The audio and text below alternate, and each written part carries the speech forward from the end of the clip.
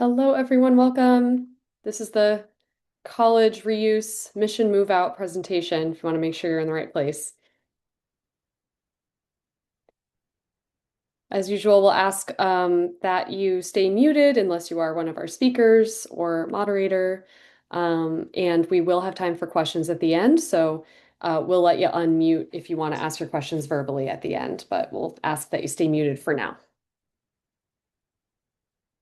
And we'll get started right at 12 p.m. Pacific and 3 p.m. Eastern. I'm Eastern, so it's hard for me to do the math in my head.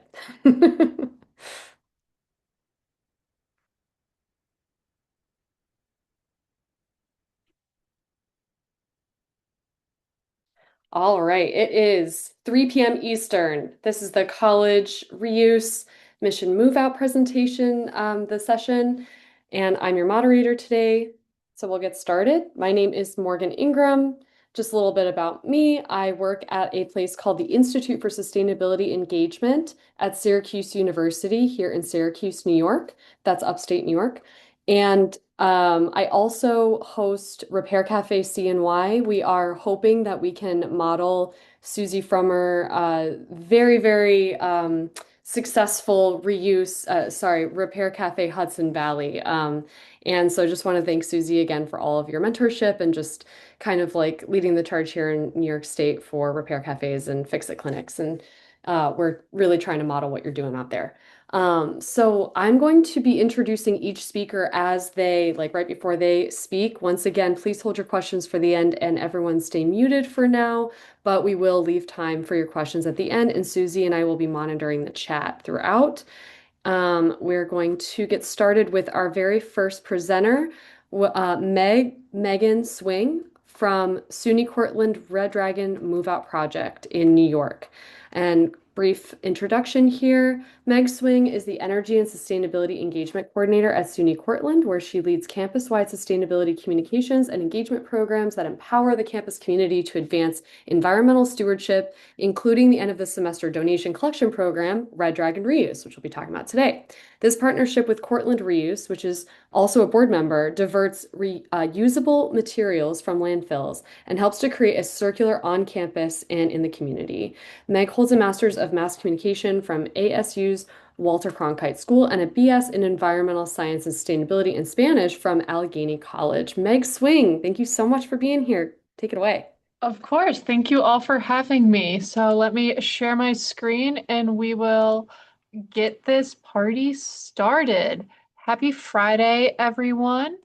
And yeah, so as Morgan so eloquently said, you know a little bit about me and you know a little bit about the program, so I will dive right into it. So yeah, this is about our Red Dragon reuse. So it's our end of semester donation collection program. So before I talk a little bit about the Red Dragon reuse program, I thought it was really important to introduce the two partners.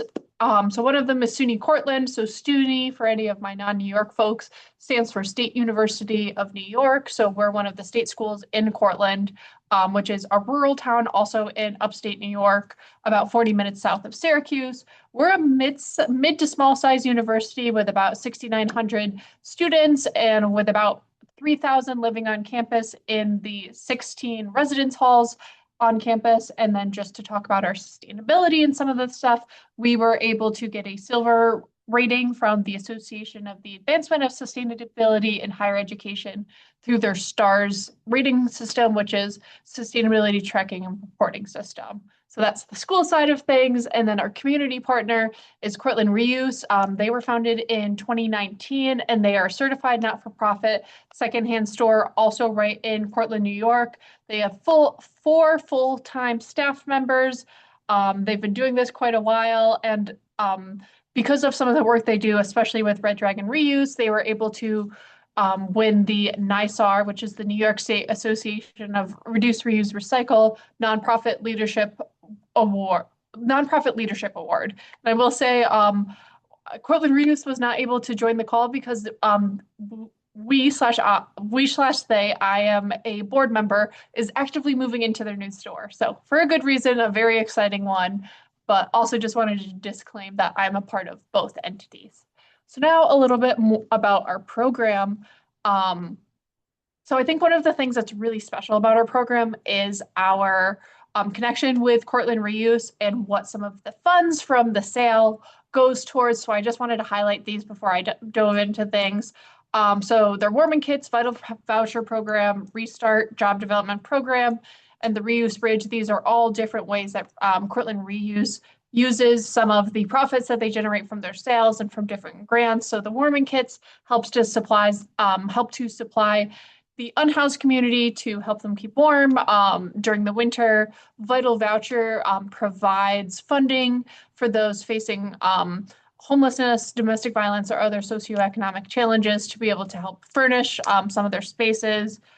Restart Job Development Program helps to train people coming out of rehabilitation and recovery to help them get ready to get right back into the career and professional space. And Reuse Bridge, Cortland Reuse partners with the Breakfast Rotary Club to send medical equipment abroad.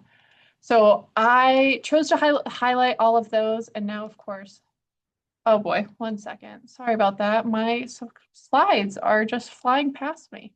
So I chose to highlight all of those just to show like what is so special about our program and just show how this really is circular in the sense of we are truly making sure that everything is staying in the community and helping support the community.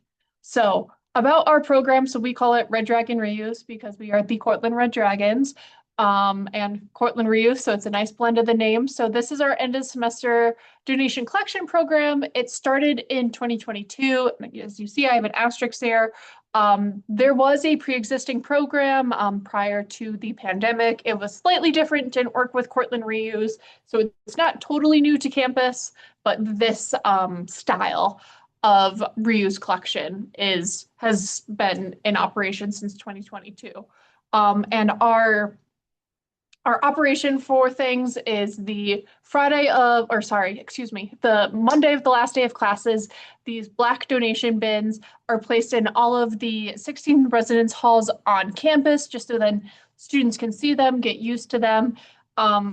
And as they're starting to pack up and move out, they can place some of those items that they're not able to take home with them or no longer want or don't want to take home with them in those collection bins.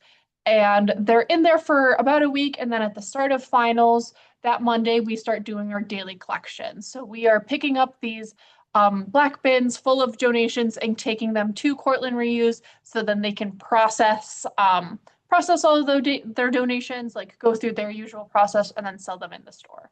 And you can see here's a picture of some of the items in the store. We get a lot of foam mattress pads. That seems to be a very commonly donated item from the college students. So a lot of this work, it's a very physically demanding, just those full totes. I think the estimate is when they're full, they're about 200 pounds, and we're pushing them all around campus to get them loaded up. So a lot of this workforce comes from the sustainability office staff. So that is myself and Matt Brubaker, who is also on the call, as well as the Cortland Reuse staff and volunteers. Like I said, they only have 4 staff members and the rest are volunteers, so we really couldn't do it without the community and the community volunteers. And then also from within the college, some other employees will volunteer, and especially the Cortland Cupboard Committee, which is the on-campus food pantry that is available to all of the students. And one new twist that we added this current academic year is adding a end of fall semester donation collection program. So, yep, those black bins were back in all of the residence halls in December. And so we were pushing up and down campus those black donation bins in the snow, which they didn't do great in the snow, but luckily there was a little bit lighter of donations since there's not as many students like totally moving out of the residence halls.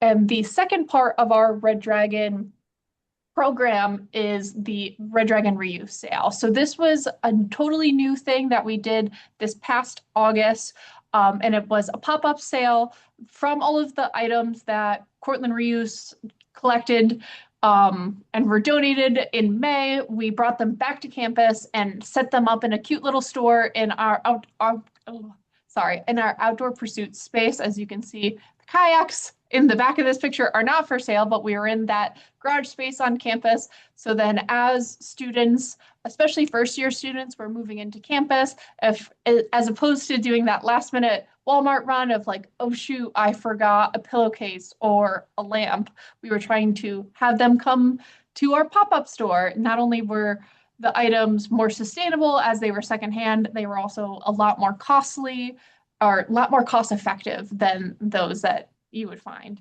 And we were able to promote this during the first year orientation. So we were really trying to target those incoming first year students so that they would perhaps avoid trying to do that big initial like Walmart haul that I feel like is very common as you're preparing to go move into the dorms in college.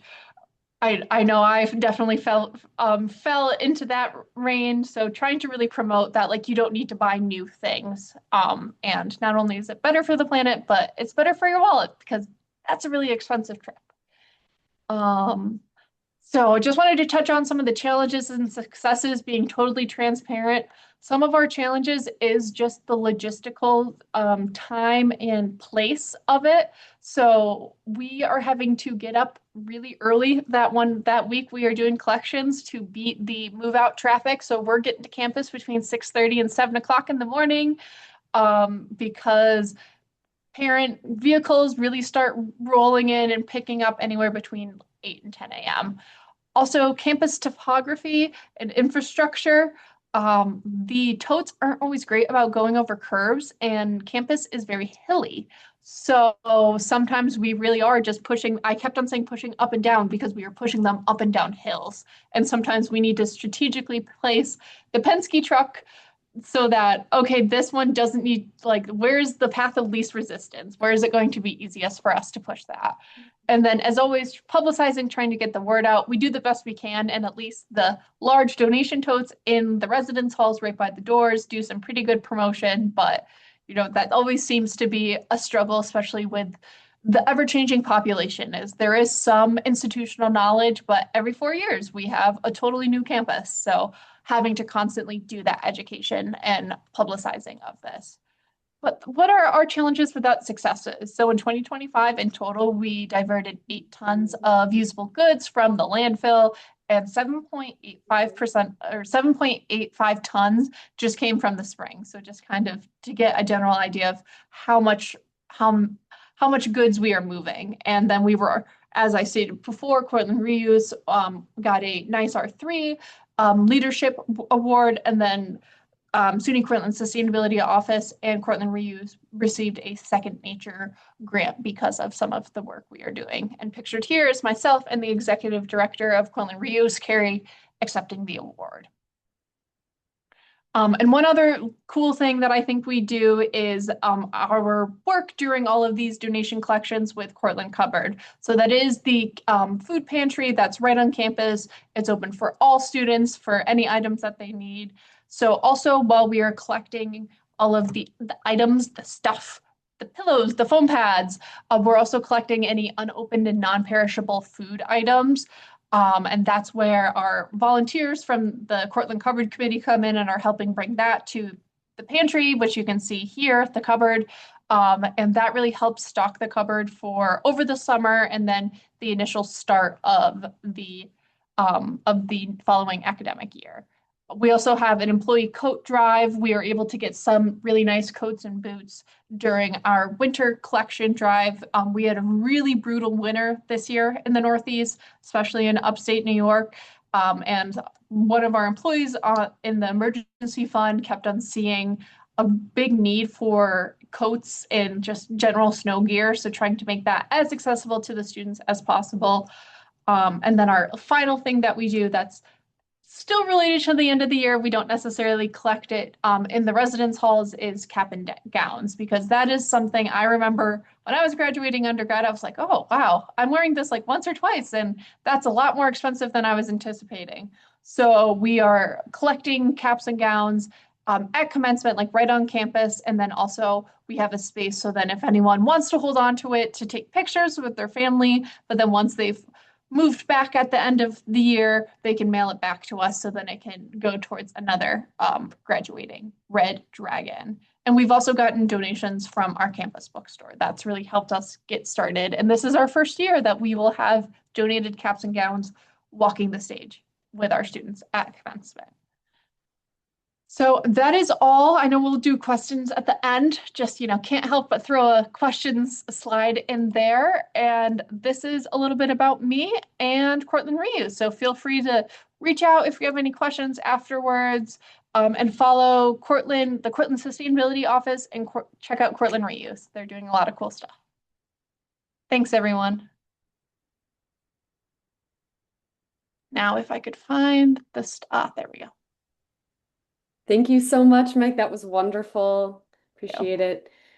And if anyone wants your contact information too, I just want to say feel free if anyone wants to share stuff in the chat too. Any links, anything like that, chat's open for that. All right, our next presenter is Blake Olson from Mac Free Swap at Macalester College. Hopefully, I'm saying all of that right. And Blake is the Waste Reduction and Reuse Coordinator at Macalester College Sustainability Office. He implements and manages projects such as the Move Out Donation Program, Campus Free Store, reusable to-go container system, and a digital surplus furniture catalog. Blake served as a Minnesota Green Corps member at Macalester for 2 years prior to his current position, learning the ins and outs of campus waste streams and gaining an appreciation for all things reuse. Blake earned a BA in Environmental Studies from St. Olaf College in Minnesota with an emphasis in environmental humanities. His humanities background continues to motivate his work as he uses waste and reuse as a lens to understand humanity's relationship to the non-human world. Blake, welcome. Go ahead whenever you're ready. Hello. I'm gonna start sharing. Chill. Let me know when you can see it. We can see it. Looks great. Perfect. All right. Hello everyone. I'm Blake Olson with Macalester College, which is in St. Paul, Minnesota. As Morgan said, I'm the Waste Reduction Reuse Coordinator, and I'm going to talk a little bit about our Free Store program and our Move Out program. And before I get into it, our free store is like pretty integrated with how we do move out, so that's why they're kind of the same. I'll try to talk a little bit more about move out, but they're pretty intertwined. So a little bit about our office. Our office of 2.5 staff. Megan Butler is our director. Ellen Gorola is our office coordinator, and then I was hired this past fall, as a waste reduction reuse coordinator. So jumping right into the program itself. So the free swap, as it's called, was originally in 2008, basically started as just a table of free stuff where people would leave stuff and take stuff as they wanted, hence the name free swap. And then in 2016, when the sustainability office moved, they got a big garage, which they kind of turned into the new free swap. And it continues to operate like that to this day. And more on the move out side of things, in 2021, prior to the pandemic, the school had Goodwill as a partner to do pickups where students would leave stuff, donations at the end of the year, and then Goodwill would pick it up. But during the pandemic, those pickups couldn't happen anymore, and so the school had to find a way to distribute and store all of these donated items that students left. And so basically what they did is they found in a campus-owned building, there was a basement area that wasn't being used for anything else, so they stored all the move-out donations there. And then the following year, the sustainability office started hiring students and having students sort through the items and kind of set up pop-up stores and kind of organize things a little more so that place that was originally just a storage space for all this like pile of donations from past move-outs like piled up to the ceiling, kind of make it a little bit more accessible, and try to get those materials out into the campus. And then kind of as it progressed, the Sustainability Office made a Minnesota Green Corps position, which is a AmeriCorps type program based in Minnesota that focuses on environmental work. And one of the projects in that program was to kind of keep improving how that free store operates and also improve how the move out process works. And so that's what I did for 2 years. That was one of my main projects, was kind of getting ready for move out and making systems for data tracking, and just generally getting a better handle on how stuff comes in and out of that space. And then 2025, the office, through a grant, hired me as a waste reduction and reuse coordinator, where I continued to do that work and also manage some of the student workers that work in the free store, and kind of continue on with this path of getting more data tracking. Because especially as things started, there was not really any data tracking.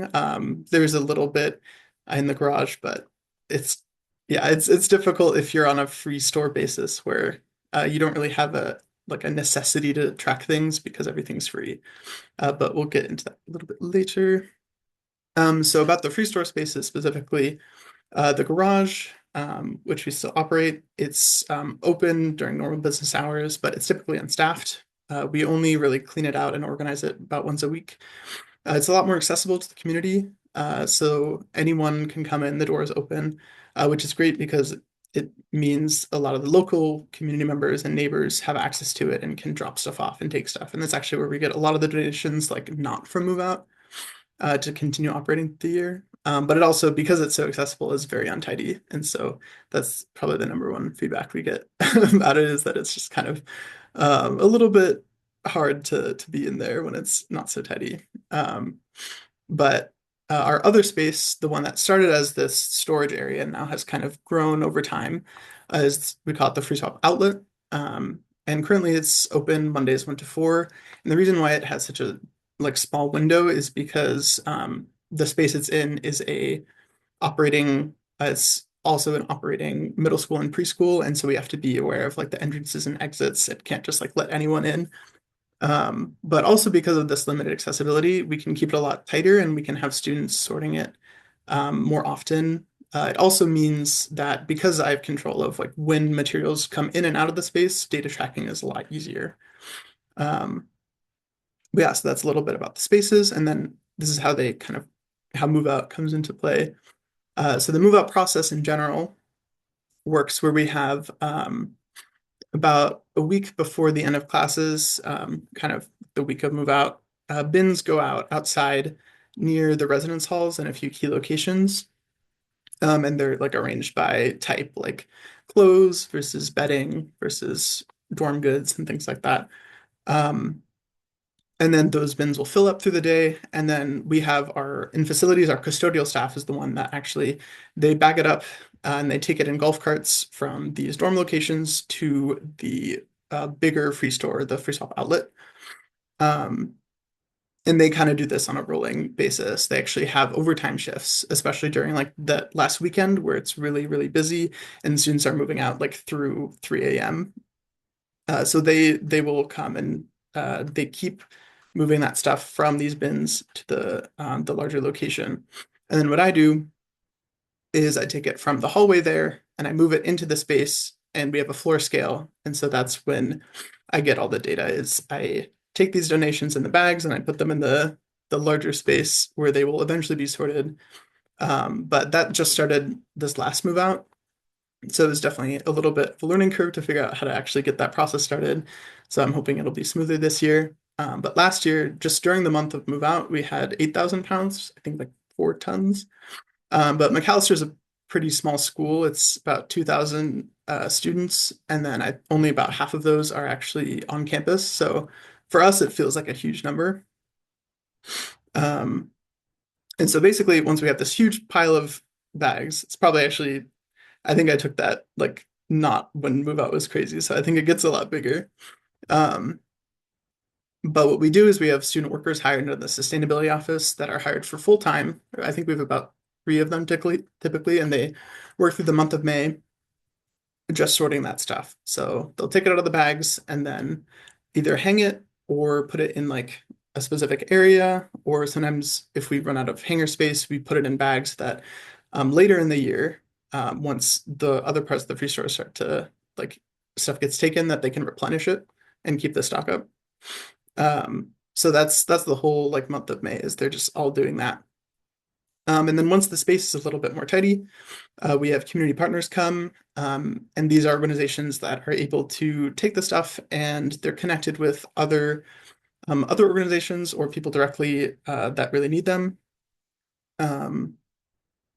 And after that, once the space is getting ready for the start of the semester, we advertise really heavily, and we make sure we get for first years, we get like on the schedule, or at least somewhere around there, so that like students know that we exist, and we can get to them before they like Meg was saying, like before they go out and go on a shopping trip for for everything they might need that actually probably another student already donated.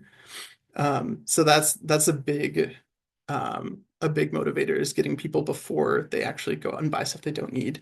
And that way they can also see how much that this is a resource available to them throughout the semester. We do it for international students as well, which I think is really helpful because like we're in Minnesota, people from there might be from a country where they don't need a heavy winter coat.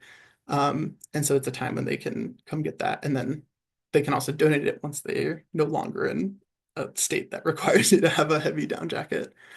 Um, but yeah, from there, then we operate the weekly open hours and kind of keep moving these donations. We still get them throughout the year, especially through that smaller space. But move out is really the primary source of these of how we keep the free store stocked. And then just a little bit about generally, like I'm not an expert on this by any means, but I've been doing it for about 3 years here. So these are some of my like takeaways, I guess, is understanding like the space you have available and what staff is you have to work and like do this move out stuff is really important to understand the scope of things because it's always going to be way more work than you think it is. And space is the most important part because especially we're a small campus, like it's kind of miraculous that we have so much space available. And for a lot of people, that's not really an option. And so that will really determine what kind of program you can have. Because like we're lucky in that we have a space where we can store this massive thing, this massive quantity of clothes and everything for a while, but a lot of people don't have that option. So that's when like a sale might be a better option.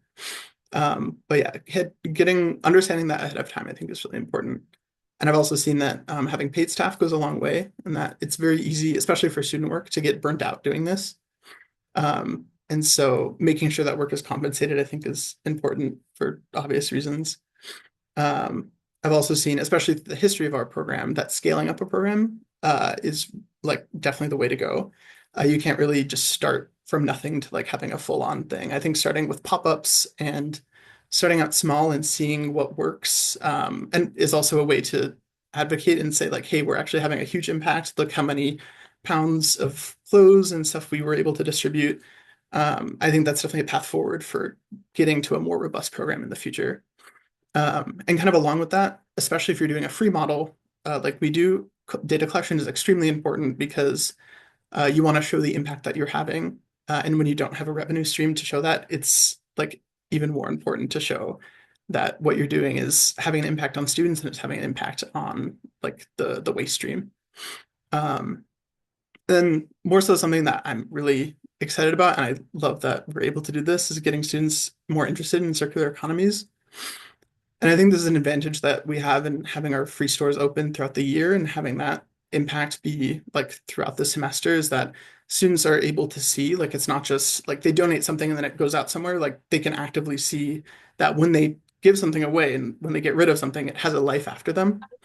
And I think it really motivates people to understand that like their like habits of consumption, everything really have an impact. And that maybe they don't need to buy a bunch of stuff when there's so much available and we have such an excess.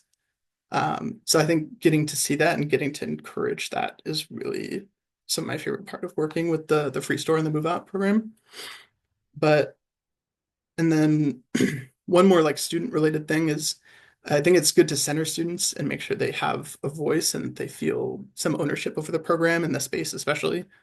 But also making sure they have a strong foundation. Because I think especially as students graduate, if there's a student that is really great and like does a ton of work up front, but then kind of the program and how it's running relies on that, and then they graduate, it becomes really difficult because these programs really need to be stable, especially as they like run from semester to semester.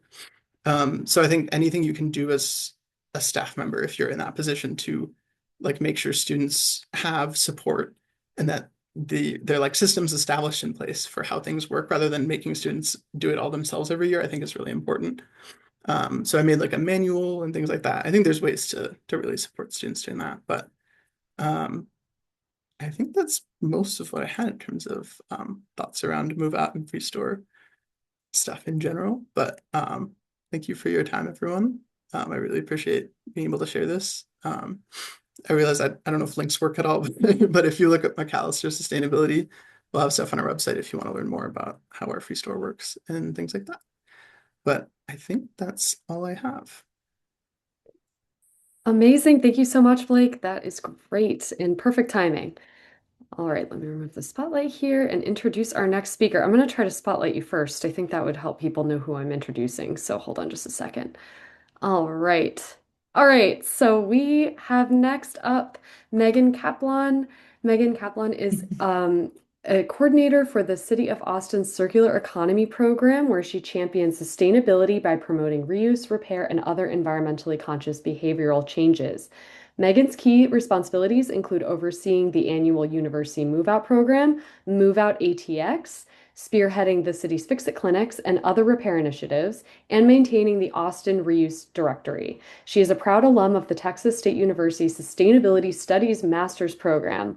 Megan, take it away whenever you're ready. All right. Thank you, Morgan. All right. So this is Move Out ATX. I'll explain all about how it works. First, just a little bit about our team and who runs this program. So I work for Austin Resource Recovery. This is the solid waste management department at the City of Austin.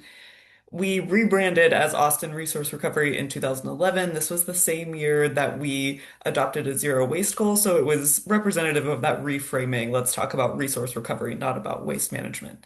And I'm really proud to work for a department that takes that view. So my team is called the Circular Economy Program, originally titled the Recycling Economic Development Program, but as we started realizing, okay, there's so much more to this than recycling, really opening up to the whole circular economy lens in 2013. So this is an overview of what we do at the Circular Economy Program. I'm not going to spend a ton of time here because we're here to talk about Move Out, but just to let you guys know that we do a lot more than just manage the university off-campus Move Out program. One of the things that we do is support our circular businesses. So this is everybody from thrift stores to repair shops to compost processors to haulers. It's this really wide range of businesses, and we meet with them. We have networking events, we have a pitch competition, and an accelerator program. And then our sort of second grouping of activities that we work on are these changing behavior programs, mostly targeted towards residents. This is where Move Out ETX falls. It's also where our Fix It clinics are, and the Austin Reuse Directory, which is our online platform of where you can buy secondhand, get things repaired, all those sorts of things. And then finally, we also work on our internal city operations. So this is um, do we have recycling in every city building? Is it labeled correctly? Are you using the right color bins? You know, it feels like the basics 101, but it's really important for us to walk the walk as we're trying to set this example for the rest of our city. So I promised we would spend most of our time on move out, so here we go. There are some things that are pretty unique about the move out situation in Austin. So, of course, we have the University of Texas at Austin. That campus area is outlined here in orange. And then next to it is a neighborhood called West Campus. There are about 18,000 students living in this West Campus area, but it's only about 1.5 square miles. So, super, super dense neighborhood. In fact, I've heard that it's the most dense neighborhood in Austin. And it's a mix of all different kinds of housing units, high-rise apartments, condos, all sorts of things. So lots of different living situations going on. And what's key is that most of these leases are turning over or ending in late July. So July 31st, everybody's out of their apartments. And I think that puts us on just a little bit of a different calendar than a lot of other university towns are working with. And then the other thing that we see is that a lot of people, they have to be out of their unit by July 31st, but they can't get back into a new unit until like the end of the first week of August or something. So there's this gap where if you can't easily drive home to your parents' house or you don't have somebody to stay with, there's more pressure to get rid of more stuff. So these are some unique challenges we have in Austin, and this is kind of what it looked like before Move Out ETX started. I'm sure any of you who live in a university town, you recognize some of these images. It was not pretty. So these were all collected during before we created this program, kind of our research process. What are we seeing out there? And so Move Out ATX is the solution that was created. It was very much a community stakeholder process of getting engagement from various people. There are some folks that live in single family homes in this neighborhood, so we wanted to engage them, all the different city departments, the university, the students, all of these folks were involved. And what came about is an official partnership between the City of Austin, so who I work for, and then also at the University of Texas, the Offices of Sustainability and Dean of Students. So we aren't an official partner of, we call it Big UT, but we have our individual office partners that we work with there at the university. So what we do at the end of July is we set up temporary donation stations. They're typically open for 4 to 6 days, and the difference in the number of days has to do with what day of the week the 31st falls on. This year is actually worst case scenario. It falls on a Friday, which means if you're going to cover the weekend before all the way up to the 31st, that's 7 days, which nobody wants to do at the end of July in Austin. It is so hot, you guys can't even imagine. It's pretty horrible. So we're trying to figure out what that's going to look like, but we accept most items with a useful life. I think sometimes it's easier to talk about what we don't accept. We don't take perishable foods, although someone did bring us ice cream one year and just really couldn't understand why we couldn't take it from them. And I think we ended up actually taking it and taking it to a free fridge. But anyways, we don't accept dirty mattresses, but we do accept clean ones, broken furniture, anything wet or soiled. I mean, all of these things, you know that we have to say it because it's happened, but people will take their last shower and like bring you their towel. So we don't want that. But yeah, otherwise we take a lot of different things and I'll explain that in my next slide too. Our stations are always staffed. This is because we want to make sure we aren't getting donations that we don't want and can't use. Also, so that they can be tracking some data points for us. How did you hear about this station? Or how did you hear about this program? Where do you live? Because we want to know which apartment complexes are really engaging their residents. And also just tracking the number of drop-offs that we're getting. So our reuse partners are the ones who are transporting material and taking all of the material. The city does not maintain possession of anything through this program. So you see a picture here of Salvation Army. They're one of our longtime reuse partners. And we have kind of large partners and then also smaller specialty partners. We try to make sure that everything is going somewhere where it is wanted and where it has a good second life. So for things like office supplies, school supplies, we work with a creative reuse organization here in town. We have a group that runs shelters for people transitioning out of homelessness. So they're taking our cleaning supplies and open and unopened toiletries both. And actually, it's a good time to switch to the next slide so you guys can kind of see this is something from our education for our staff at the stations to try to explain how sorting works because there are a lot of different bins that we're asking them to move things into. And we ask our staff to open up the bags, the boxes, and truly sort everything while they're there at the station. The good news is you're there for maybe 4 hours or so and someone will come relieve you so it doesn't get too exhausting. But you can see here we've got Austin Creative Reuse for those school supplies, office supplies.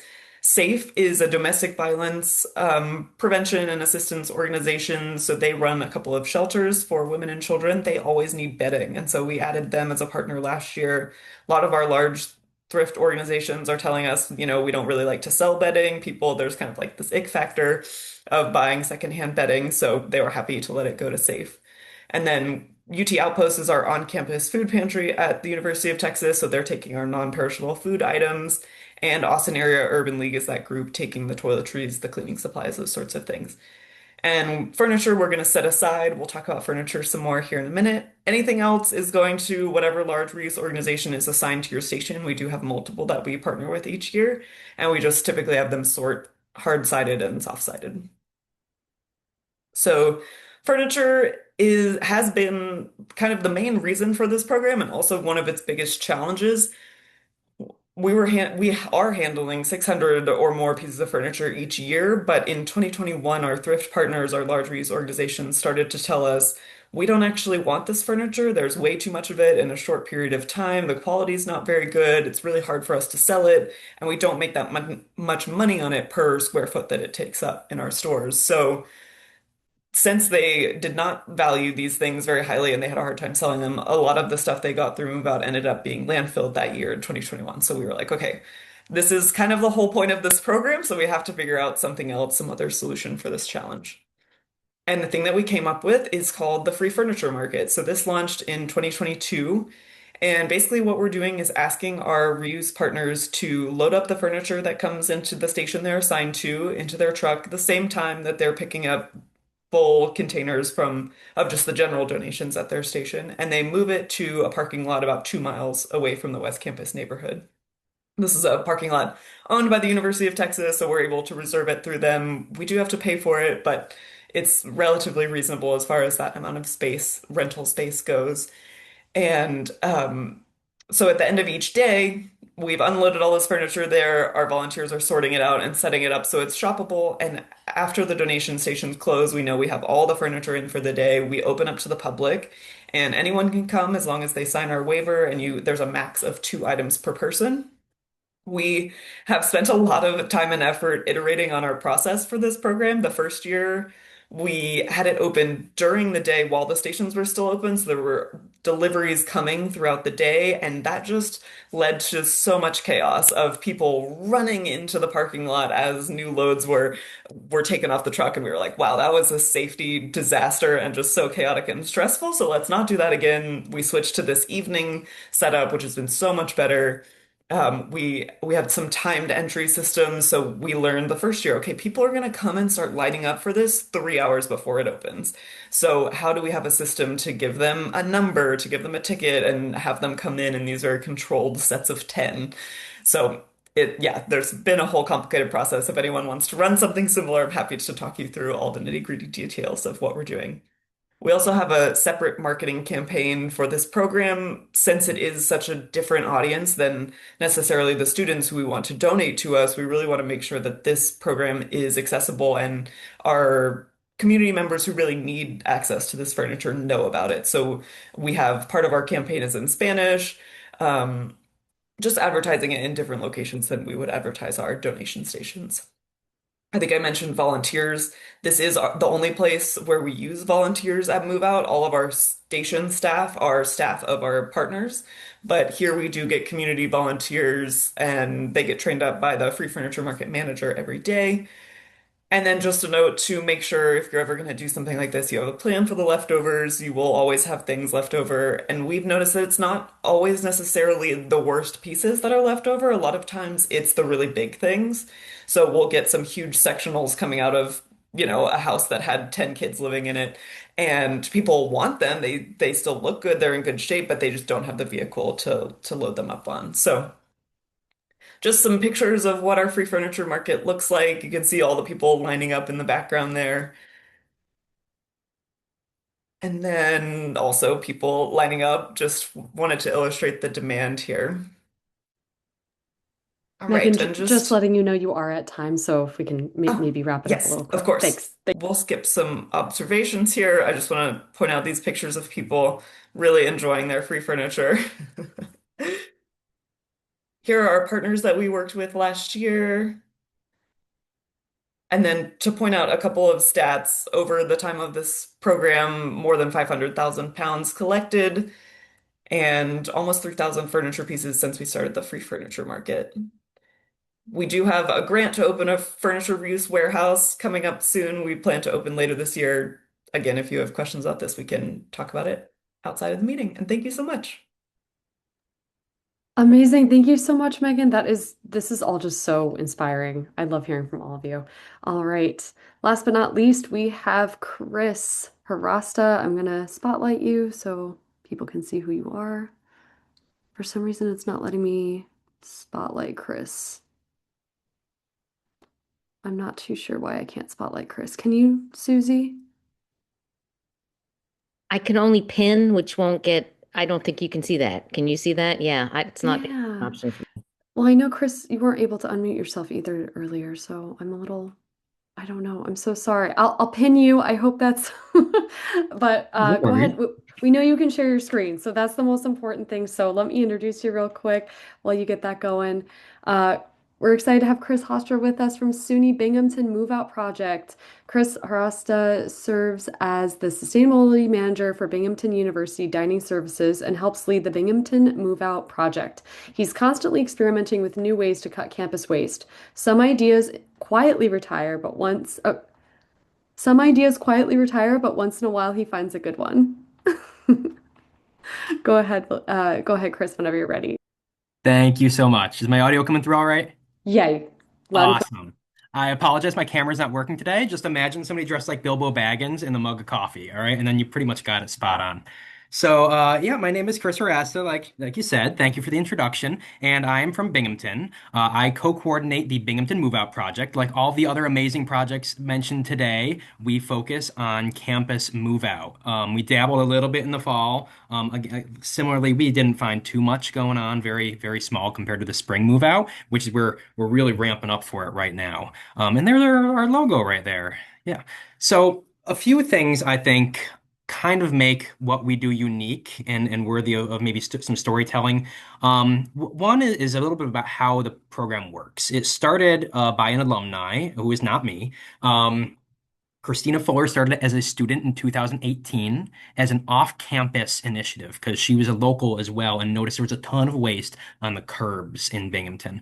And she wanted to do something about it. So she got like two friends together and started piling all this stuff into her apartment, which sounds like an absolute nightmare, right? I can't even imagine. So it started off that way and it started to ramp up. I got involved a few years later through the Sierra Club that I was involved with. And we've grown a lot since then. We've kept the off-campus model though, and I'd say we probably get about half of our stuff from off-campus. And the way that part works is that students will say they'll fill out a Google form that say, "Hey, I'm moving out on May 17th," and we have time slots, and they pick one. And they say where they're going to leave it, usually like a front porch or somewhere like that. And then we send a volunteer out sometime during that time slot with a vehicle to go and pick up those donations and bring them back to our central sorting facility, which is usually somewhere a big room on campus that we reserve for like a month. Um, on campus, we do the traditional, like we put up the donation bins. We have those up for like 3 weeks. And we also have what we call tent days. Tent days are really fun. Those are those like big days where the parents all come and you can't get anywhere on campus without like getting into an accident and it's chaos and everybody's trying to cram everything into a car, right? You've all seen it, and it was never going to fit. So yeah, we set up tents and say, hey, you can't fit it, bring it over to us. And we usually fill like a U-Haul on each of those days. And again, everything gets back to our sorting facility where we have a team of volunteers that are all weighing and sorting everything. And then at the end, once we get everything sorted out into like basically kind of like a store, we invite community organizations to come and just take it all. And it sounds chaos, but it's 3 days, and we schedule them like two at a time, so it's very controlled. We learned after the first year we needed to control things a little bit. So yeah, tent days. That's oh yeah, that's me standing there holding the mattress topper. We had a ton of those, and turns out that like it was really tough to find homes for mattress toppers. We found the YWCA in our city took them, but our backup was going to be reach out to like the prison system. Because like nobody needs these things. Even Humane Society, the dogs chew them up. So yeah, I know I've heard from different groups that people get these and they don't know what to do with them. But we did find a home for them. Um, and then, yeah, this is part of our sorting process. So we always have an intake area, and this is where we dump all the stuff that comes in unsorted, and then we have people take it and they weigh it by category. So we'll take a microwave, stick it on a scale, and we'll log what that weight is. And I had a brilliant student, master's degree in computer science. He developed an app for us to be able to log all these items. You can enter one microwave, and it takes the average weight of a microwave and logs it automatically. And that's streamlined things so well, and it made it much quicker than manually writing down on sheets of paper. But yeah, then we sort everything out. So much volunteer work goes into sorting of clothing, which is just like the vast majority of what we get is fast fashion nonsense, right? How many crop tops can exist in one place at one time. Yeah, it's kind of the breakdown of what we saw. Last year, we collected 34,000 pounds of stuff, and it was pretty much everything. Yeah, like Megan was saying, like we don't take dirty mattresses, but we'll take the clean ones. We don't take we tell them not to send us yogurt, but we're still going to find somebody who has a cup of yogurt at the bottom of somewhere, so it's rotten somewhere, right? But yeah, it's mostly clothing, furniture by weight, obviously, because it's heavy as heck. Food is a big one, appliances, and so on and so forth. That was actually 2 years ago. That was 20,000 pounds of stuff that we had sorted. That's Christina. And so you can kind of guess if that's 20,034, the next year was significantly more stuff. And it took about 150 volunteers last year. Um, yeah, that's the day before we got rid of it all. The shopping days, I think I really stuck with Move Out Project because of the shopping days. I got involved because of the waste diversion, but then I stuck with it because of this. We had 30, now up to 40 different nonprofit organizations. They all come and they take anything they need. And especially lately in recent years, their budgets have gone way down to like nothing and they can't afford anything. And so all the things that they need, but they would are not their core mission or not the core part of what they do, they're able to come and get those things. Or we also work with groups like the Children's Home that have programs where they work with like kids aging out of the foster care system. They help them get their first apartments. And so we'll have them have a they'll bring in their clients and one-on-one and they'll have them pick out things for their first apartments and programs like that where it's like those stories really are the things that hit home and get people to keep signing up and year after year and get that volunteer base to grow because we have no money so we can't hire anybody. I'm so jealous of budgets. um, but yeah, I kind of raced through it. But one thing I really want to highlight is that we've been talking to so many groups, and I gotta do some shout outs. Like my interns have done a lot of this work in reaching out to different groups and collecting stories. What have other schools done, and what challenges have you faced, and how have you overcome those challenges? And we just rolled out a few months ago what's called the Move Out Project Implementation Guide. And what it is, it's designed to help institutions that don't have a program but want to start somewhere. And the idea is to get them from point A to point B being doing anything, right? Diverting waste. Or it's designed to help groups that are doing something but really feel like they could be doing more or hitting a roadblock. And not to say that we've overcome that roadblock, but we probably know of somebody that has overcome a similar roadblock. And so that was the purpose behind this. And so we really want to encourage people if you have a program and I haven't already reached out to you, I apologize. We're going to. But please reach out to us. We'd love to learn what you do. But also, if you are one of those people that want to do something different or want to start a move out project of your own, I know there's like 15 people on this call that would be able to help you with that. But I would also love to help you with that as well and bring you into the conversation. The more we can do, the better. So that's what I got today. Thank you all so much.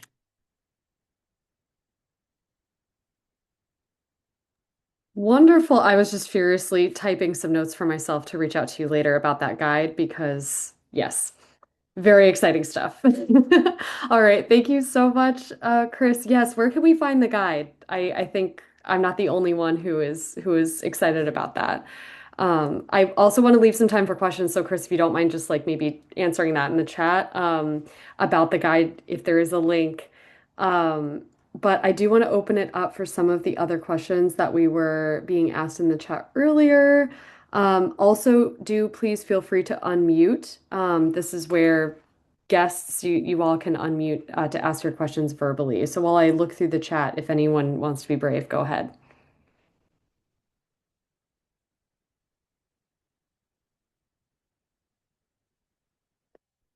It seems like a lot of people have already been answering the questions in the chat, so thank you so much for that. Um, it seems like one of the questions that's standing out that maybe a lot of people could answer, so maybe this would be for everyone, is do you find that students actually sort donations into the correct bins when you have student volunteers or students working on this? Anyone who wants to go first?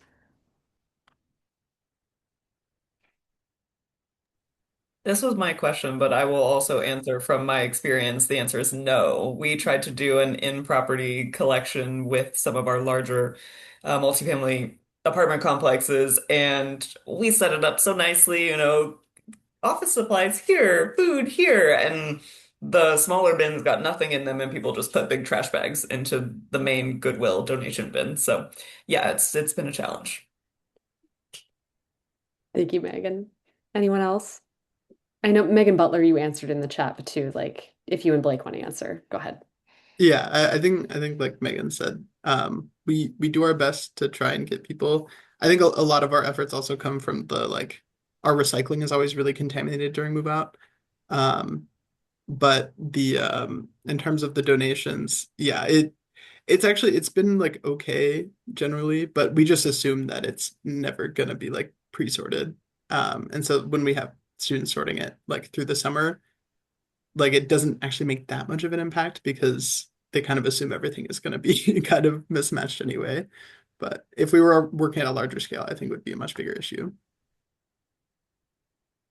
I will say that for our, because we have two separate donation bins. One, the big black one that I showed earlier, is for like all the stuff, and then we usually just have like totes for the food. And students usually are good about doing that, at least like sorting food from everything else. I will say we don't always get things that aren't open or are unopened, or aren't necessarily unperishable. Like in December, someone donated a frozen bag of vegetables. It was no longer frozen by the time I got there. But overall, if it's like something really basic, then sort of kind of, but overall, it's usually piles by that last Friday. I'd agree with that on our end too. Like we get one-offs, like somebody donated ice cream last year. Um, we caught it in time. The volunteers ate it, but for the most part, it we don't ask people to sort. Everything goes into one bin, and we put trash bins more conveniently located than the donation bin right next to them, so that we really haven't gotten any trash. And I don't know if that's why, but that was a hot tip from somebody else I picked up. Yeah, that's a really good point. Thank you, everyone. Also, we do just have 5 minutes left, so probably ask one more question. I'm going to post the return to lobby link in the chat just for those who may need it. Do remember that this meeting will end and then you return to the lobby to go to other sessions. So I'm going to ask one more question and then we'll thank our presenters. So, because I saw a really good one in here about RFPs. Do you all put out RFPs to partner with any organizations? Do you use an RFP process, anyone? We don't. We just have kind of a written agreement situation. So we try to be really open to anyone who wants to participate as long as you can meet our requirements. So for large organizations, it's like you have to take everything on this list and you can't take these other things that are going to other people and you have to agree to move the furniture. So that typically weeds out anyone who doesn't have the capability to participate and be a good partner and keeps it within so that there's not so many people that want to do it. Anyone else?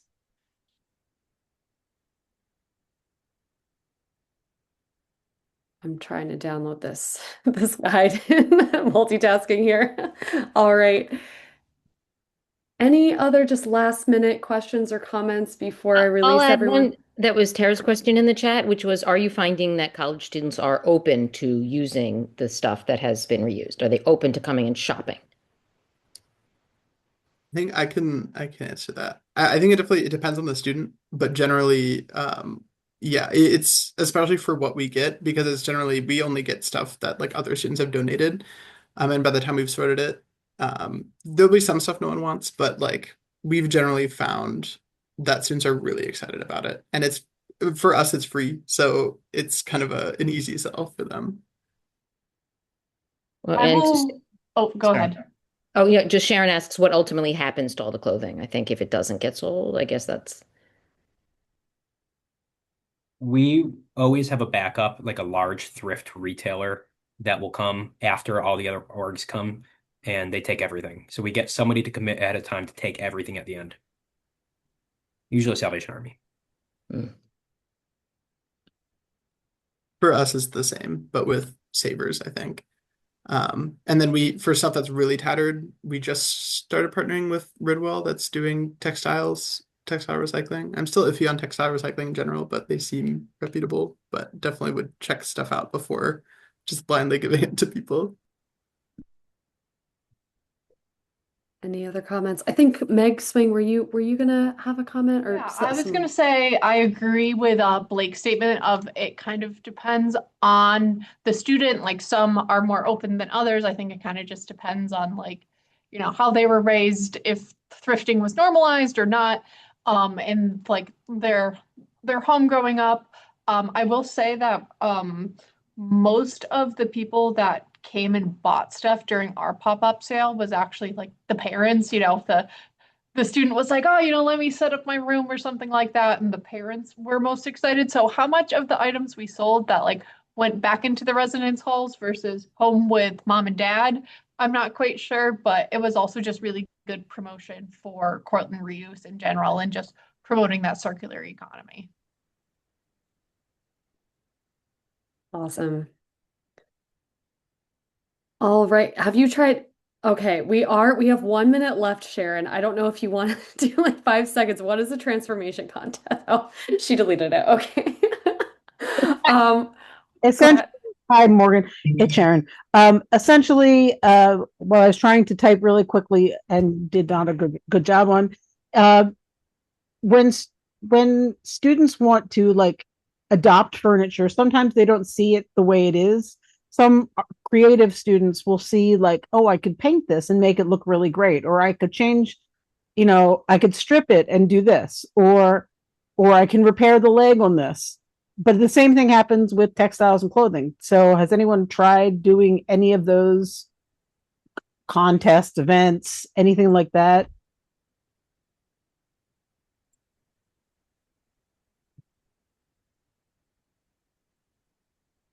Love the Let's idea, but no, we haven't tried it yet. we haven't done it with furniture, but we do like a zero waste fashion show, and so we've encouraged people to take stuff they've gotten from the free store, either like as is, or if they've done like visible mending and stuff like that. Cool. Thanks. Love it. All right. Perfect timing, everyone. It is 4 p.m. Eastern. So we're gonna let you all go back to the lobby. Just want to give a huge just round of applause and thank you to our speakers today. Thank each of you so much. Thanks, Susie, for helping us host. Thank all of our audience members that have been here with us today, and we'll continue the conversation. Bye, everyone.